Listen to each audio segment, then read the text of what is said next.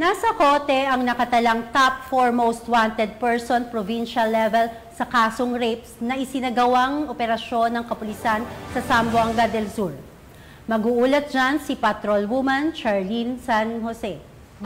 Ang top 4 most wanted person provincial level sa ikinasang joint manhunt law enforcement operation ng Pagadian City Police Station sa Purok Sweet Honey, Barangay Santa Maria, Pagadian City, Zamboanga del Sur noong ika-7 ng Hunyo, taong kasalukuyan. 8:40 ng gabi nang maaresto ang akusado dahil sa pinagsanib puwersa ng mga tauhan ng Pagadian City Police Station, Criminal Investigation and Detection Group, Zamboanga del Sur, Provincial Field Unit, CIDG Regional Special Operation 9 at Zamboanga del Sur Provincial Intelligence Unit sa bisa ng warrant of arrest para sa kasong rape na walang inirekomendang piyansa. Ang akusado ay dinala sa Pagadian City Police Station para sa kaukulang dokumentasyon at tamang disposisyon. Ang pambansang pulisya ay tulong-tulong sa pagpapanatili ng kaayusan at kaligtasan ng komunidad tungo sa nagkakaisang layunin na progresibong bagong Pilipinas.